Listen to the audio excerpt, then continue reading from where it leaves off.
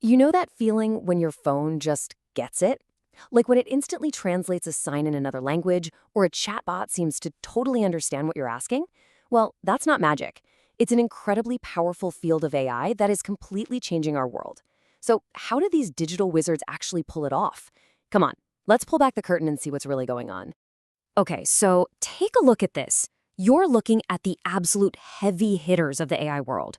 I mean, names like ChatGPT, Gemini, Claude, you've probably used at least one of these today, right?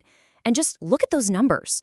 We're talking billions of visits every single month.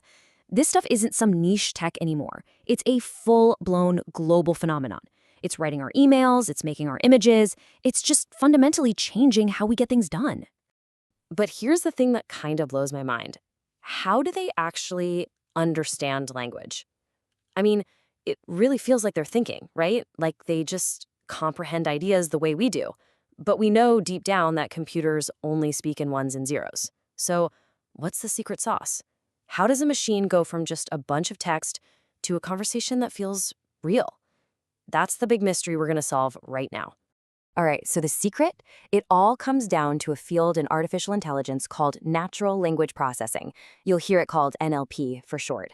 This is it. This is the hidden engine behind all the magic, the tech that finally gives computers a way to work with our language. Okay, let's forget the textbook definition for a minute. At its absolute core, NLP is just about teaching computers to do what you and I do without even thinking about it. Read something to understand it, and then write something to be understood. That's it. It's the critical bridge between our, complex, messy, creative human language and the super logical black and white world of a computer. So you can think of NLP as having two really big jobs. First, you've got natural language understanding, or NLU. This is the reading part. It's all about taking what you type in and figuring out, okay, what do they really mean? What's the intent here? And then, on the other side, you have natural language generation, or NLG. And you guessed it, that's the writing part. It's what crafts a response that sounds natural and actually makes sense. You gotta have both of these working together perfectly to have a real conversation. And look, this stuff didn't just pop up overnight. The dream actually started way back in the 1950s with some of the first experiments in machine translation. But the real, honest-to-goodness game changer, that landed in 2017. A research paper came out called Attention is All You Need, and it introduced something called the transformer architecture. This was the breakthrough. It allowed AI to understand the context of words in a sentence like never before, figuring out which words were the most important to the overall meaning. That right there is what led directly to the crazy powerful models we're all using today. So we know what NLP is now, but where do we actually see it out in the wild? Come on, let's run through a quick highlight reel of some of its most impressive everyday uses. First up, machine translation. And this example right here shows you just how tricky this really is. See, an AI can't just swap words one for one like a simple dictionary. It has to understand the unique grammar of both languages. In this case, it's got to completely flip the Arabic sentence structure around to create a phrase that sounds totally natural in English. It's understanding deep context, not just looking up words. Okay, next up, sentiment analysis. Just think about all those thousands, millions of product reviews online. It's literally impossible for a person to read them all. But an NLP model, it can scan every single one in a heartbeat and tell you if the vibe is positive, negative, or just kind of neutral. For businesses, this is like having a real-time pulse on what people think about their products. And then there's this, which is basically a digital highlighter on steroids. It's called named entity recognition. The AI just zips through a block of text and automatically finds and tags all the important stuff. People's names, company names, locations.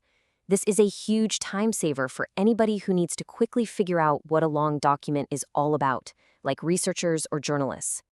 Okay, so we've seen what NLP can do, and it's pretty amazing, right?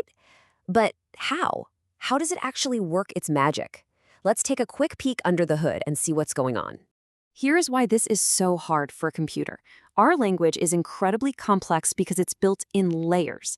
It's not just about the words themselves, it's about sounds, how sentences are built, the literal definitions, and maybe most importantly, all the hidden meaning that comes from context, the subtext. An AI has to somehow navigate all of these different levels to even have a chance of truly getting what we mean. So before an AI can even start to analyze what we're saying, the raw text has to be prepped. Think of it like cleaning up a really messy room before you can find anything. First, it cleans out all the junk, punctuation, website links, and common little stop words like the, or is. Then it chops the sentences down into individual words or tokens. And finally, it simplifies words to their root forms so that running and ran both just become run. What you're left with is a clean, organized data set that the AI can actually work with. All right, we have covered a ton of ground, from the really big ideas to the nitty-gritty details. But let's zoom back out for a second and talk about why all this stuff matters so much, and why it's going to be a big part of all of our lives. When you get right down to it, natural language processing is one of the most exciting things happening in technology, period. It's the bridge that's finally allowing us to have a real, intuitive conversation with the incredible power of computers. It's making technology easier to use, way more creative, and, well, a lot more human. You know, we're really standing at the beginning of a brand new era of human-computer teamwork. We've managed to teach machines our language, and now they're ready to listen. The conversation is really just getting started. So the big question is, what are we going to say next?